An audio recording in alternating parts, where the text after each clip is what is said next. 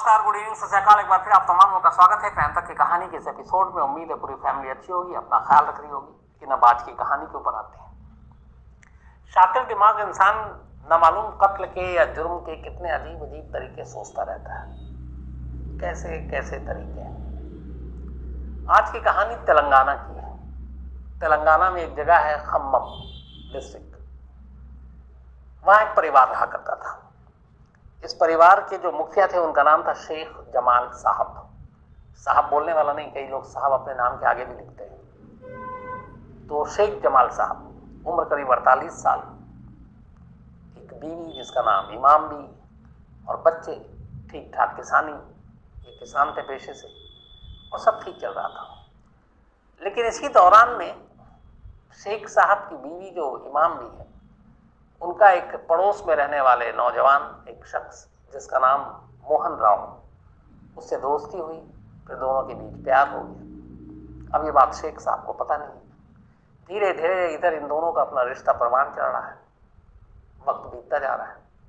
लेकिन फिर करीब 4 महीने पहले अचानक एक रोज शेख साहब अपनी बीवी इमाम बी को मोहन राव के साथ देख लेते हैं। शेख साहब को बहुत गुस्सा आता है। वो अपनी बीवी को डांटते हैं, समझाते हैं, पीटते भी हैं, और इसके बाद वार्निंग भी देते हैं। बात आई गई हो जाती। शेख साहब को लगा कि अब उनकी बीवी नहीं मिलेंगी। पर धीरे धीरे वक्त बीतता है। अब वो दोनों भी थोड़ा मिलना कम कर देते हैं शेख साहब के डर की वजह से। लेकिन इधर अब इमाम भी परेशान हो गए। उन्हें लगा कि एक बार रंगे हाथ पकड़े जा चुके हैं।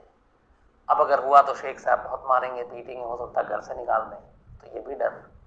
लेकिन दूसरी तरफ उधर ये कि मोहन राव से को भी नहीं छोड़ सकते, उसका भी साथ चाहिए। एक ये भी ख्वाहिश, तो एक तरफ डर और एक तरफ ख्वाहिश, बीच में जिंदगी झूल रही है।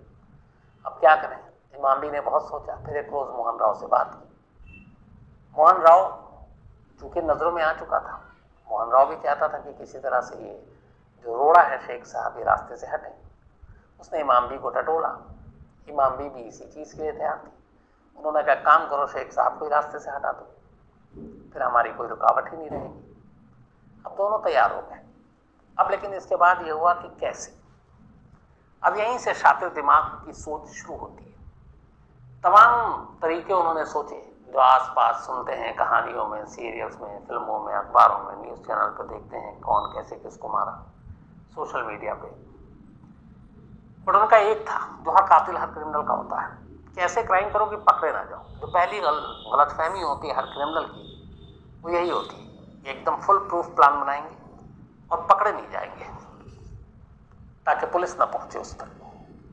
तो इमाम भी और मोहन राव भी इसी फलसफे पे काम कर रहे हैं कि एक ऐसा क्राइम करना है कि जिसमें कहीं से भी कोई सबूत ना छोड़े। तमाम तरीकों पर गौर किया, लेकिन उन्हें लगा कि नहीं, ऐसा हो चुका है, इसमें फंस जाएंगे। करते करते आखिरकार फिर उन्होंने तय किया कि कुछ ऐसा जहर देते हैं जिससे ये लगे कि सांप ने डस लिया हो या कोई और चीज़ हो गई। फिर उन्हें याद आया कि ऐसे कई सांप से भी कत्ल करवाने की कहानियां आई। लेकिन फिर भी उन्हें लगा कि बाकी गोली, चाकू, इन चीज़ों का इस्तेमाल करने की बजाय ऐसी तरीके को करो जिसको हम लोग हादसा आसानी से बता सकें। इसी के बाद ये तय हुआ कि कोई जहर देकर मारते हैं और ऐसा लगे कि सांप ने डसा है। मोहन राव ने एक आरएमपी डॉक्टर को पकड़ा। उस डॉक्टर से कोई जहर लिया। जहर लेने के साथ साथ उसने नींद की गोली ली, बेहोशी की, और उसने इमाम भी को दे दिया। उसने कहा कि ये जब शेख साहब घर आए तो रात को उनको किसी चीज़ में मिलाकर ये गोली दे देना।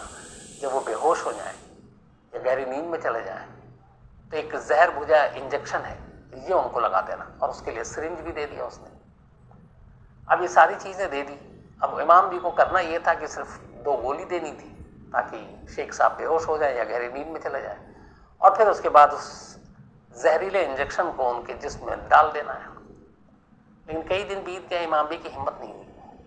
उन्हें लगा कि मैंने दवा दी और उनको असर नहीं हुआ, जाग गए और इंजेक्शन देते हुए पकड़ लिया तो फिर क्या होगा। तो दहशत भी थी, डर भी था। इधर मोहन राव हर बार पूछता ये सब देने के बाद कि काम हुआ। इमाम भी हर बार डरकाती नहीं। उसे लगा कि इमाम भी से ये हो नहीं पाएगा। तो अब क्या करें। फिर उन्होंने नया तरीका सोचना शुरू किया। इसके बाद इसी 9 बल्कि 19 सितंबर की बात है।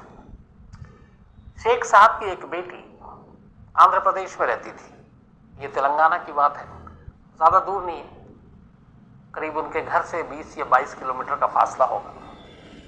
19 सितंबर की शाम को शेख साहब को अपनी बेटी से मिलने जाना था और उनकी बीवी भी उस वक्त उनकी बेटी के साथ थी।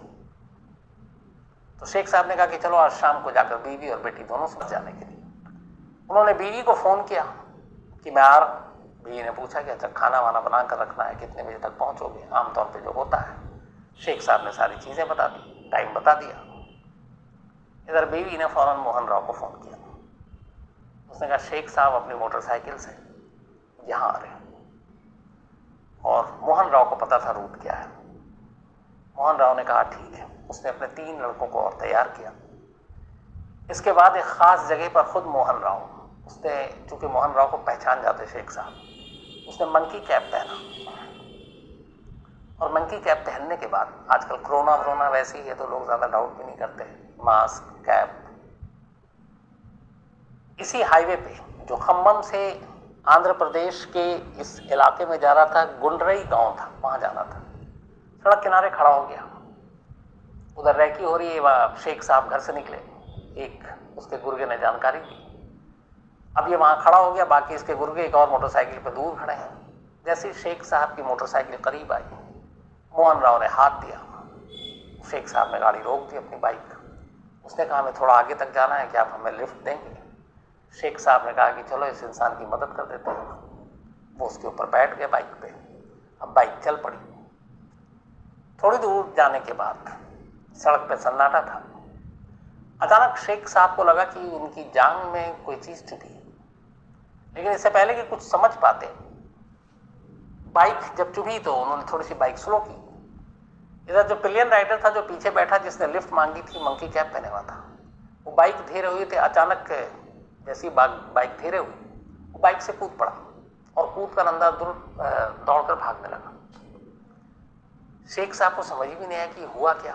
एक तरफ मुझे कुछ चींटी जैसे काटने की चीज़ महसूस हो रही है जांघ पे, इधर बाइक रुकी और वो भाग रहा, उतर कर बिना थैंक यू बोले और कुछ बोले। तो मामला क्या है? लेकिन ये कुछ होता उससे उसी वक्त उन्होंने फिर फ़ोन निकाला और अपनी बीवी को फ़ोन लगाया और कहा कि एक अजीब वाकया हुआ है, मैं ऐसे से आ रहा था, एक आदमी ने लिफ्ट मांगी, उसके बाद मुझे लगा कि उसने मुझे कुछ चुभोया है, ये हो सकता है किसी चींटी ने काटी, लेकिन मैं पूछता, वो बाइक से उतर कर अंधाधुंध भाग गया, और क्यों भाग रहा मुझे कुछ पता नहीं। ये बात जब शेख साहब कर रहे थे अपनी बीवी मामली से, तो अभी बात खत्म भी नहीं हुई, फोन पे ही थे कि अचानक उन्हें बहुत तेज चक्कर आया और वो बाइक समेत, बाइक खड़ी हुई थी, बाइक रोक कर बात कर रहे थे, वो वहीं गिर पड़े सड़क किनारे। फोन हाथ से छूट गया, अब शेख साहब बेहोश। इतने में कुछ वहां पे सड़क किनारे खेत है, कुछ लोग काम कर रहे थे, उन्होंने शेख साहब को गिरते हुए देख लिया। वो लोग भाग कर आए तो देखा शेख साहब यहाँ पर गिरे पड़े हुए हैं। उन लोगों ने फौरन बाकी लोगों की मदद से जो नज़दीकी अस्पताल था वहाँ भेजा। एक ने किसी ने पुलिस को फ़ोन कर दिया। अब पुलिस की टीम वहाँ पहुँची। उधर जब अस्पताल ले गए तो पता चला कि शेख साहब ब्रॉड डेड की मौत हो चुकी है। अब ये अजीब मामला था। पुलिस की टीम फिर मौके पर पहुँची। उसने जहाँ पे बाइक थी आगे पीछे कुछ देखना शुरू किया। थोड़ी दूर पर उससे पुलिस को एक सिरिंज मिला। पुलिस ने कहा पता नहीं ये क्या, खैर अपने कब्जे में लिया। अब ये सारी चीज़ें हो गई। पुलिस ने इसके बाद मामले की तफ्तीश शुरू की। उधर बीवी बाकी सब लोगों को खबर की गई। अब पोस्टमार्टम रिपोर्ट आई तो पता चला कि पोस्टमार्टम रिपोर्ट से पॉइजन निकला है। अब पुलिस को लगा कि ये क्या, ये तो कत्ल का मामला है। पहले पुलिस को लगा बाइक पे जा रहे थे, चक्कर आए, गिर गए। टिश्यू, वो सिरिंज जो मिला था उसने केस को थोड़ा सा और मोड़ दिया। और इधर पॉइजन की बात।